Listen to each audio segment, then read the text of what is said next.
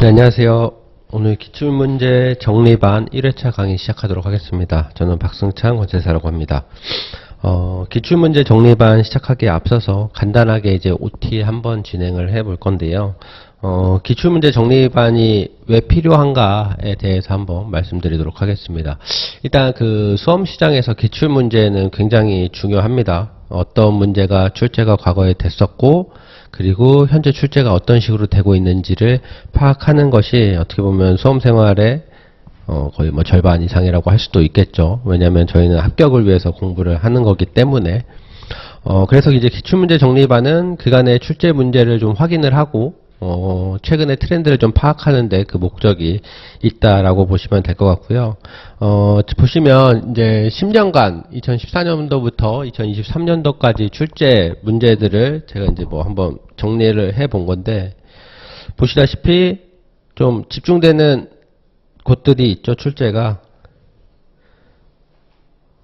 결국엔 저희가 이제 요런 파트들을 위주로 좀 공부를 해야 된다는 것이고, 공부를 할 때 이제 정해진 시간 내에 어느 정도 배분을 할 것이냐에 있어서 이 정도 장에는 조금 힘을 줘야 되지 않을까 싶습니다. 더불어서 중요하게 많이 출제됐던 분야인데도 불구하고 최근에 기출이 좀 덜 됐다라고 하면 조금 더 눈여겨볼 필요가 있겠죠. 이제 그런 의미에서 저희가 기출문제 정리반을 하는데 그 의미가 있다라고 보시면 될 것 같습니다. 즉 최근 10년간 문제들을 좀 보면서 어느 부분에서 출제가 됐는지, 크게는 이런 식으로 이제 장이 있을 수도 있겠지만 뭐 몇 조가 출제가 됐었고, 또 수업을 듣다 보면 아시겠지만 특정한 조는 굉장히 많이 기출이 된 부분도 있어요. 이제 그런 부분들은 언제든지 또 재출제가 될 수도 있는 부분이겠죠. 그래서 그런 부분들 좀 집중해서 보시면 될 것 같고, 그래서 최근 10년간의 기출문제를 보는 거는 이제 중요한 것을 어떤 것인가에 대해서 좀 파악하는 수준. 그래서 지금 공부하시는 책에다가도 별도 메모해 놓으셔서 공부할 때마다 조금 더 집중해서 볼 수 있도록 체크해주는 개념이면 좋을 것 같고요. 그 다음에 최근 기출문제 트렌드를 파악하는 것은 보시면 아시겠지만 과거에는 뭐 설명하시오, 논하시오 라는 문제가 좀 있었습니다. 근데 최근에 문제들 보면 다 쓰시오라는 문제들이 많죠. 논술하시오와 설명하시오 같은 경우는 일정 수준은 약간의 객관적인 내용이 들어갈 수밖에 없는 부분이고요. 쓰시오로는 말 그대로 쓰는 것이기 때문에 객관적인 부분이 도무지 들어갈 공간이 없습니다. 그래서 이제 그런 출제 경향에 맞게 저희가 공부를 해야 된다는 건데, 물론 트렌드라는 거는 분명히 어느 순간 바뀔 수도 있는 거지만, 지금 우리 시험 같은 경우는 절대평가를 가장한 상대평가죠. 왜냐면 평균 60점이 넘으면 다 합격할 수 있지만 그렇지 못할 경우에는 이제 등수대로 합격을 하는 거기 때문에 결국엔 우리 수험생들 안에서 저희가 합격권 안에만 들면 되는 거기 때문에 대부분의 수험생들도 최근 트렌드에 맞춰서 공부를 할 가능성이 매우 높다고 생각합니다. 그래서 이제 확률적인 면에서 저희는 공부 자체를 좀 쓰시오라는 현재 트렌드에 맞게 좀 준비를 할 거고요. 물론 시간이 되신 분들은 뭐 논하시오, 설명하시오 라는 문제들을 대비하기 위한 공부를 해도 될 것이나, 저희가 관세법만 하는 건 아니죠. 관세율표도 있고 무역실무, 관세평가 등 다른 과목들도 있기 때문에 그런 곳에 시간을 투여하는 것보다 중요한 것 혹은 출제될 가능성이 높은 것들을 한 번 더 보는 것이 합격하는 데 더 수월하지 않는 방법일까라는 생각이 듭니다. 그래서 그런 식으로 두 가지로 크게 나눠서 10년간 기출문제는 어떤 부분이 중요한지 체크한다. 그리고 최근의 기출문제는 최근의 기출 곧 된 부분을 파악하고 그 다음에 그 트렌드를 파악한다라는 의미에서 본 강의를 들어주시면 될 것 같고요. 참고로 본 강의는 일단은 장별로 진행을 할 거고요. 그 장의 기출문제를 먼저 파악하고 기출문제에서 기출된 문제들에 대해서는 저희가 이제 따로 나눠드린 프린트물로 볼 것이고, 그렇지 않은 부분에 대해서는 저희 핵심정리 관세법 책을 가지고 다시 한번 회독하고 체크하는 수준으로 해서 수업을 진행하도록 하겠습니다. 오늘은 1장과 2장을 진행을 할 거고요. 시작하기에 앞서서 좀 보면 2장 같은 경우는 과세가격과 관세 부가징수에 대한 부분인데 보시다시피 출제가 가장 많이 되고 있는 부분이기도 합니다. 근데 최근에 기출은 좀 적었죠. 그렇다는 의미는 출제될 가능성이 뭐 다른 장보다는 좀 높을 수도 있다라고 생각해 볼 수도 있을 것 같아요. 그래서 그런 데다가 좀 의미부여를 두고 1장과 2장은 조금 집중해서 보면 좋을 것 같습니다. 그래서 본 강의를 1회차 강의 시작해 보도록 하겠습니다.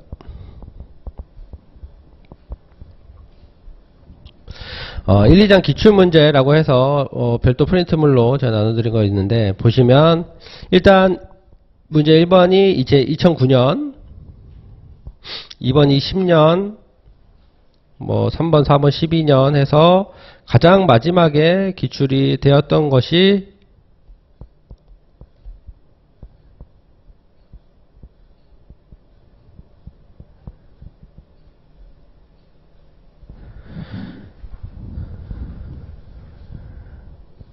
여기죠.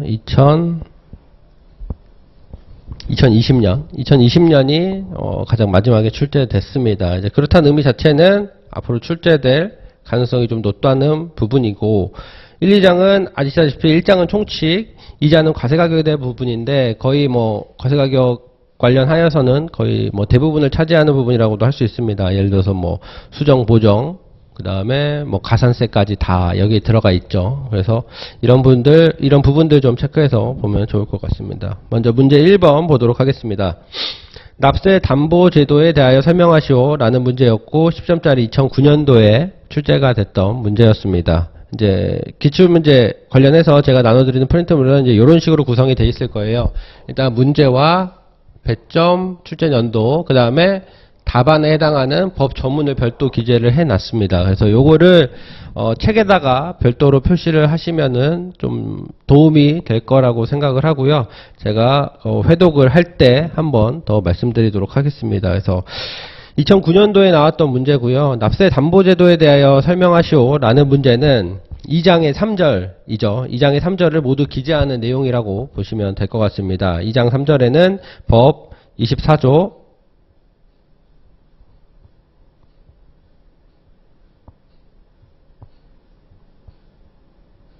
법 24조, 25조, 26조, 26조의 2로 구성이 되어 있죠. 이런 문제 같은 경우는 4개의 조문을 쓰는 건데 배점이 10점밖에 안 되기 때문에 0이나 뭐 규칙이 있다면 걔네들은 제외하고 최대한 법을 빠르게 기술하는 게 가장 중요할 거고요.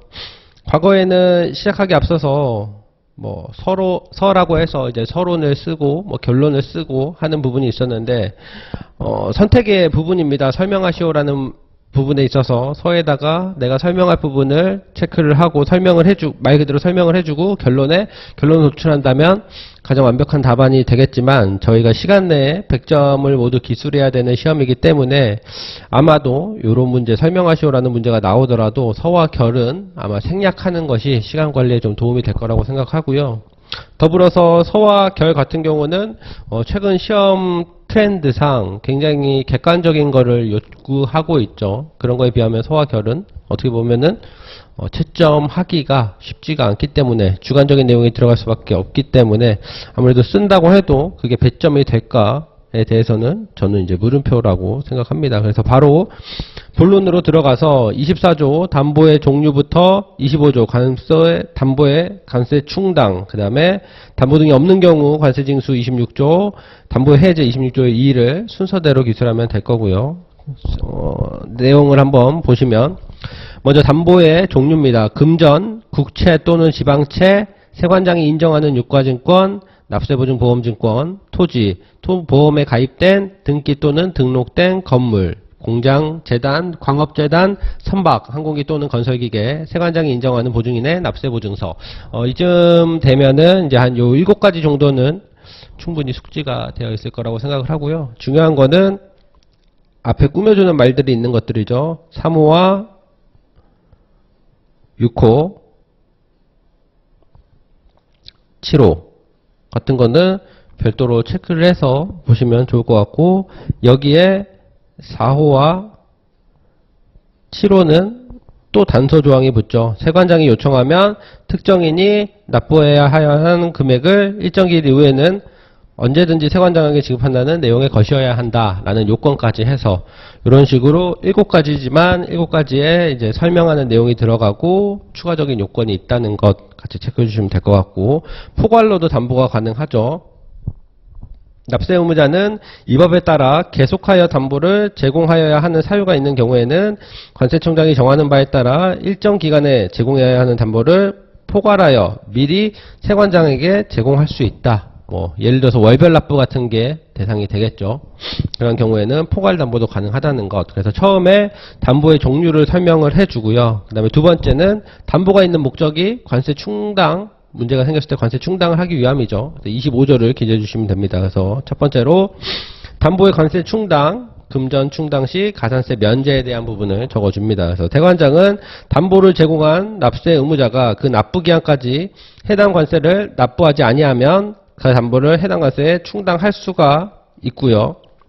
금전 같은 경우에는 납부 기한이 지난 후에 충당하더라도 42조를 적용하지 아니합니다. 그래서 요 내용, 뒤에 후단의 내용도 반드시 기술이 필요하고요. 이게 뭐 금전 같은 경우는 또 다른 의미가 있다라는 의미에서 또 체크를 해두시는 것도 방법이겠죠. 2항, 세관장은 담보를 관세 충당하고 남은 금액이 있을 때에는 담보를 제공한 자에게 이를 돌려주고 돌려줄 수 없는 경우에 공탁할 수 있다는 내용. 담보 제공자에게 잔금 교부 및 공탁에 대한 부분. 납부 보증 시 보증인에게 잔금 교부에 대한 부분. 납세 의무자가 아닌 자가 관세를 납부를 보증한 경우에는 충당하고 남은 금액이 있을 때는 보증인에게 이를 직접 돌려준다. 그래서 충당에 대한 내용 3가지 기술해 주시면 되고, 세 번째는 26조죠. 담보 등이 없는 경우에 관세 징수에 대해서 기술을 해줍니다. 담보 제공이 없거나 징수한 금액이 부족한 관세 징수에 관한 것은 이 법에 규정된 것을 제외하고는 국세기본법과 국세징수법의 예에 따르고요. 재산의 압류보관 운반 공매에 드는 비용에 상당하는 강제징수비를 징수할 수도 있다는 것. 그래서 26조씩 기재해 주시고, 담보의 해제에 대한 부분입니다. 만약에 이제 관세 및 강제징수비가 납부되었을 때는 지체 없이 담보해제 절차를 밟아야 한다. 뭐 당연한 내용. 그래서 마무리까지 해서 담보가 어떤 종류가 있고 관세 충당, 담보가 없는 경우 해제까지 해서 쭉 4가지를 서술해 주시면 요 문제는 해결이 될 것이라고 보입니다. 그래서 10점짜리 문제이긴 하지만 과거에는 이렇게 기술할 내용이 굉장히 많았습니다. 그래서 별도로 생각할 시간은 없고 이게 굉장히 기계적으로 기술되어야 할 만큼 암기가 좀 필요한 시대였다라고 생각하고요.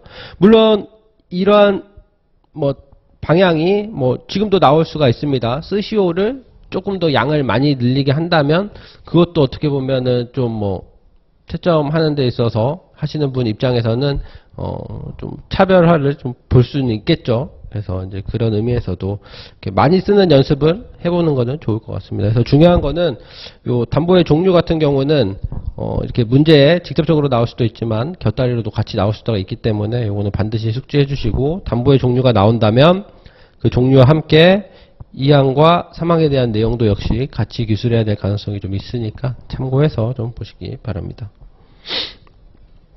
두 번째 보도록 하겠습니다. 문제 2번. 2010년에 출제됐던 10점짜리 문제고요. 관세법상 기간과 기한에 대하여 설명하시오. 그래서 저는 8조와 01조의 4를 넣었습니다. 그 관련된 절에 뭐 관세 납부 기한도 있고 한데 그 부분까지 기술하기에는 너무 많은 양이 될 수가 있기 때문에 기간과 기한에 대하여 설명하는 내용이기 때문에 법 8조와 01조의 4로 충분할 거라는 생각이 들고요.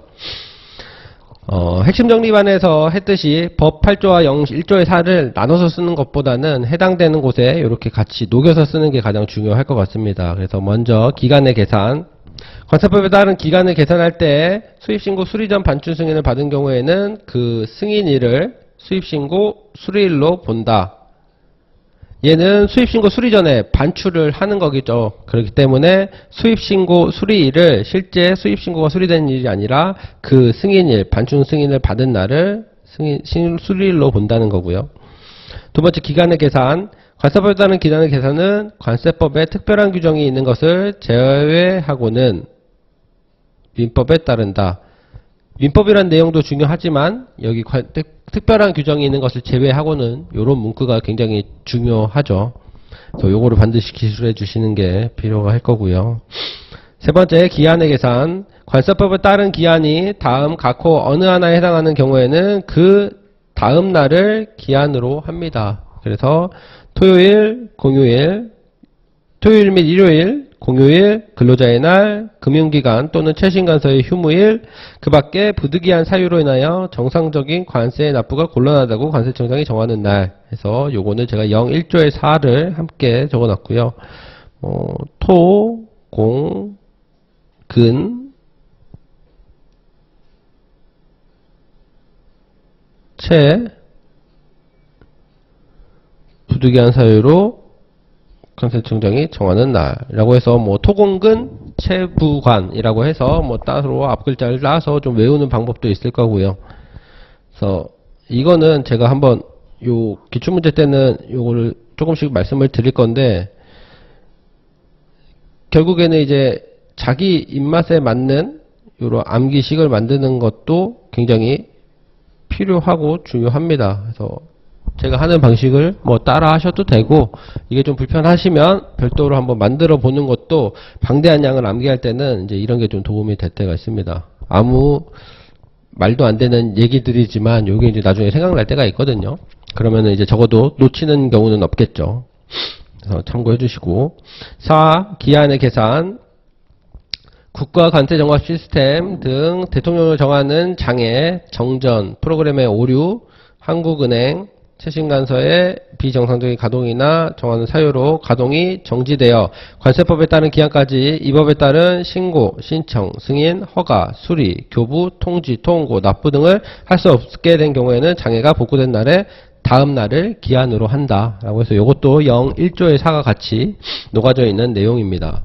그래서 문제 2번 같은 경우는 기술해야 될 내용이 사실 많지 않아요. 뒤에까지 넘어가면 너무 많기 때문에 이런 경우에는 기관과 기한에게서 기술을 하고 관련된 0까지 기술하는 것이 필요할 겁니다. 그래서 과거 문제 같은 경우는 법만 국한해서 쓰시오, 0 포함해서 쓰시오, 요런 설명이 자세한 설명들이 없었죠. 그래서 본인이 판단하에 기술을 했어야 했습니다. 그래서 이런 식으로 배점을 보면서 좀 기술할 수 있는 방법도 나중에는 좀 터득이 필요할 것 같습니다. 그래서 이런 것들은 모의고사 시간에 계속 반복을 하면서 이해하면 되겠죠. 세 번째, 관세법 적용 원칙을 설명하시오. 2011년도에 출제된 문제입니다. 이거 같은 경우는 1장 총칙에서 나왔던 문제고 총칙에서는 문제 출제가 잘 안 되는 편이긴 한데 나왔죠. 그래서 1장 2절 5조, 6조, 7조를 모두 기술하면 되는 부분이었습니다. 그래서 이 부분에 대해서는 이제 그 법 외적인 부분도 사실 많이 들어갔죠. 저희 기본서에 나와 있는데 예를 들어서 소극과세 금지, 그 다음에 신의 성실에 대해서는 그 부가적인 설명들을 함께 기술을 하는 것이 이제 맞다라는 말들도 있었는데 그 부분은 어떻게 보면은 이 설명하시오라는 문제의 특성상 필요할 수도 있었던 부분일 거라고 생각을 합니다. 근데 이제 시험 자체가 지금의 트렌드는 어쨌든 법조문을 누가 더 정확하게 기술하냐는 식으로 가기 때문에 설명하시오라는 문제를 대비해서 그런 부분에 대한 공부를 좀 확장하는 것보다는 일단은 법조문에 대한 암기를 명확하게 한 후에 시간이 남으면 그때 기본서 참고하셔서 소극과세 금지와 신의성실에 대한 추가적인 내용을 함께 공부하시면 좋을 것 같습니다. 그래서 제가 일부러 여기 답안에는 안 넣었어요. 이 답안에는 최대한 법과 영 그리고 규칙만 기술하도록 제가 최대한 좀 선별을 해놓은 거니까 참고를 해주시고 1장 2절에 대한 내용이 거기 제목이 관세법 적용 원칙이죠. 적용 원칙이 총 3가지 법조문을 쓰는 거고 먼저 첫 번째 관세법 해석의 기준과 소극과세 금지 법 5조에 대한 부분, 신의성실에 대한 부분, 6조에 대한 부분, 세관공무원 재량의 한계 7조에 대한 부분입니다. 그래서 첫 번째 법 해석의 기준, 관세법을 해석하고 적용할 때는 과세의 형평과 해당 조항의 한목적성에 비추어 납세자의 재산권을 부당하게 침해하지 아니하도록 해야 된다. 그래서 과세 형평과 해당 조항의 합법적성 같이 비교하시면 보셔야 될 게 세 번째 세관공무원 재량의 한계죠. 세관공무원 재량의 한계는 과세의 형평과 이 법의 목적. 그래서 과세의 형평은 동일하지만 법 해석의 기준은 해당 조항의 한목적성이 기준이 된다면 세관공무원 재량의 한계는 이 법의 목적이 추가되고 있습니다. 그래서 이런 거 비교해서 같이 보시고 2항 소급과세 금지 관세법의 해석이나 관세 행정의 관행이 일반적으로 납세자에게 받아들여진 후에는 그 해석이나 관행에 따른 행위 또는 계산은 정당한 것으로 보고 새로운 해석이나 관행에 따라 소급하여 과세되지 아니한다 라는 내용. 그래서 해석이나 관행 받아들여진 후에는 소급해서 적용하지 않는다는 내용. 해석에 관한 심의는 국세예규 심사위원회에서 심의할 수가 있고 세부 규정은 대통령령으로 정합니다. 두 번째 신의 성실. 납세자가 그 의무를 이행할 때에는 신의에 따라 성실하게 하여야 하고 세관공무원 역시 마찬가지. 세관공무원은 재량의 한계는 방금 말씀드렸던 내용 과세 형평과 이 법의 목적에 맞추어 일반적으로 타당하다고 인정되는 한계를 엄수하여야 된다라는 내용입니다. 그래서 보시면 세 번째 문제 같은 경우는 법 내용만 적기에는 양이 너무 적은 면도 있어요. 그래서 그런 설명하시오를 부과하기 위한 그런 설명하는 내용들이 좀 들어가는 것도 아마 이 시점에는 좀 도움이 됐을 거라는 생각이 듭니다. 그래서 그 내용은 기본서에 있으니까 한번 참고적으로 보시고 네 번째 문제 4 2012년도에 출제가 됐고요. 관세 가상금 또는 천납 처분비를 납부해야 하는 의무가 소멸되는 경우를 설명하고 첫 번째 관세의 제척기간 중 관세를 부과할 수 있는 날부터 5년이 지나면 부과할 수 없는 경우에 대해 설명하시오. 두 번째, 총 두 가지를 기술하는 거였죠. 10점짜리 문제였고요. 관련된 조항은 20조, 21조, 그 다음에 06조입니다. 그래서 첫 번째 질문이 관세 가상금 또는 체납처분비를 납부해야 하는 의무가 소멸되는 경우를 설명하는 거죠. 그래서 20조로 납세 의무의 소멸을 설명을 합니다. 관세 또는 강제징수비를 납부해야 하는 의무는 다음 각호 어느 하나에 해당한 때에는 소멸한다 라고 해서 관세를 납부하거나 충당한 때, 관세 부과가 취소된 때, 21조에 따라 관세를 부과할 수 있는 기간에 관세가 부과되지 아니하고 기간이 만료된 때, 22조에 따라 징수권의 소멸시효가 완성된 때 라고 해서 요거는 납충취 만효 이런 식으로 별도로 따서 좀 기재하시면 좋을 것 같고요. 두 번째가 관세의 제척기간 중 관세를 부과할 수 있는 날부터 5년이 지나면 부과할 수 없는 경우에 대해 설명하시오. 요거는 이제 제척기간과 제척기간의 기산일을 기술하면 되겠죠. 그게 법 21조 1항과 06조에 기재가 되어 있고, 그래서 보시면 관세 부과의 제척기간에 대한 내용. 첫 번째, 관세는 해당 관세를 부과할 수 있는 날부터 5년이 지나면 부과할 수가 없다. 다만 부정한 방법으로 관세를 포탈하였거나 환급, 감면받은 경우에는 부과할 수 있는 날부터 10년이 지나면 부과할 수 없다라는 내용. 21조 1항 그대로 기술해 주시면 되고, 제척기간의 기산일, 제척기간의 기산일이 5년이 지나면 부과할 수 없는 경우죠. 기산일 내에 반드시 부과를 해야 되니까. 그래서 그 내용을 06조를 그대로 적어주면, 관세 부과의 제척기간을 산정할 때 수입 신고한 날에 다음 날을 관세를 부과할 수 있는 날로 한다. 요게 원칙이죠. 원칙. 그 다음에 예외가 다만 다음 각호의 경우에는 해당 후에 규정된 날을 관세를 부과할 수 있는 날로 한다 라고 해서 원칙은 수입 신고한 날에 다음 날을 관세를 부과할 수 있는 날로 하지만 예외적으로 아래 5가지 경우는 예외를 두고 있습니다. 그래서 첫 번째, 과세물건 확정 시기에 예외적인 경우에 해당되는 경우에는 그 사실이 발생한 날의 다음 날, 의무 불이행 등의 사유로 감면된 관세를 징수하는 경우에는 그 사유가 발생한 날의 다음 날, 보세 건설장에 반입되는 외국 물품의 경우에는 건설공사 완료 보고를 한 날, 특허 기간이 만료되는 날 중 먼저 도래한 날의 다음 날, 과다 환급, 부정 환급 등의 사유로 관세를 징수하는 경우에는 환급한 날의 다음 날, 잠정 가격을 신고한 후 확정된 가격을 신고한 경우에는 확정된 가격을 신고한 날의 다음 날, 다만 정해진 기간 내에 확정된 가격을 신고하지 아니하는 경우에는 해당 기간의 만료일의 다음 날 있습니다. 그래서 요 5가지를 정확하게 놓치지 않으려면 요런 것도 좀 암기식처럼 만드시면 좋은데, 제가 동그라미 친 부분이죠. 예, 감, 건, 이거는 과부환, 잠확, 단.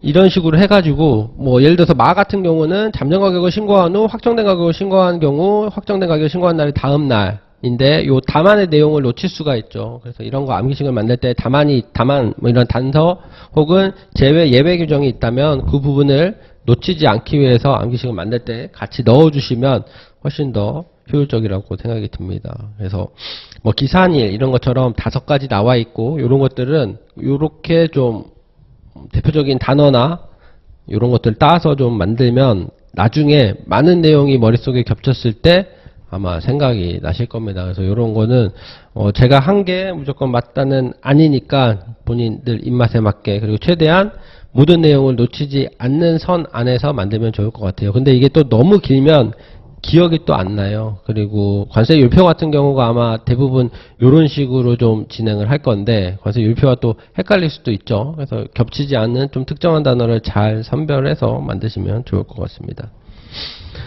문제 5번. 세관장이 관세법에 의해 부과하는 가산세, 가산금, 과징금에서 2014년도에 출제됐던 문제인데, 요거 같은 경우 제가 법이 개정돼서 그냥 뺐습니다. 요 가산금이 가산세로 다 들어갔죠. 들어간 문제였고, 14년도에 출제된 문제인데, 요런 게 굉장히 어려운 포인트가 됩니다, 사실. 그래서 뭐 가산세와 가산금, 과징금에 대해서 각각의 부과대상, 부과절차, 부과금액 결정, 미납시, 조치사항과 차이점, 부과사유, 요런 거 적는 건 사실 어려운 건 아닌데, 요 뒤에 6조 신의성실과의 관계에 대해서 논하시오, 요런 게 어려운 거예요. 근데 이럴 때는 어떻게 보면 좀 과감한 선택이 필요합니다. 가산세, 가산금, 과징금에 대한 요런 내용을 기술하는 것은 법 내용을 기술하는 거기 때문에 공부를 하셨다면 아마 어렵지 않았을 거예요. 그리고 아마도 대부분의 수험생들은 여기까지만 아마 기술을 했을 겁니다. 그래서 뒤에 신의 성실과의 관계에 대해서 논하시오, 여기에 대해서 너무 꽂혀가지고 앞에 거를 기술하는데 좀 소홀하다면 아마 떨어졌을 것이고, 뒤에 논하시오를 아예 배제해버리고 앞에 부분 쓰는데 좀 집중을 했다면 아마 적정한 점수를 받아서 합격했을 거라고 생각이 들어요. 이게 전체 답을 관세평가처럼 답을 맞추지 못하면 점수가 안 되는 문제가 아니잖아요. 총 50점의 배점에서 요 논하시오라는 부분은 하나, 둘, 셋, 넷 해서 한 10점, 많아야 10점, 아니면 그보다 적었을 거라고 예상이 돼요. 그럼 과감히 이런 건 조금 아웃시키고 자신이 쓸 수 있는 거에 좀 집중을 하는 것도 어떻게 보면 약간 노하우 같은 거라고 볼 수 있을 것 같습니다. 그래서 혹시 트렌드가 바뀌어서 이런 문제가 나오더라도 당황하지 마시고, 지금은 이제 50점짜리도 아예 문제도 없기도 하지만 혹시 뭐 20점, 10점짜리 문제 뭐 요런 내용이 들어갔다면 이거는 다 같이 못 쓰겠구나, 그럼 나는 쓸 수 있는 걸 더 잘 쓰자 라는 방향으로 가면 아마 덜 당황하시고 문제를 쓰는데도 수월할 거라는 생각이 듭니다. 그래서 이제 그런 돌발 상황에 좀 대처하는 것도 어떻게 보면은 실력이죠. 그래서 그런 건 제가 기출문제 강의 때 이런 거 말씀드릴 테니까 그런 좀 마인드 컨트롤도 좀 할 수 있는 것도 한번 체크해 보시기 바랍니다. 그래서 문제 5번은 법 개정 사항이라 제가 이제 제외했다는 거 말씀드리고, 여기 5번이 시사하는 바는 명확하죠. 내가 공부하지 않은 것이 나왔을 때는 당황하지 말고 내가 공부한 것만 좀 제대로 쓰려고 노력하자가 포인트가 될 것 같습니다.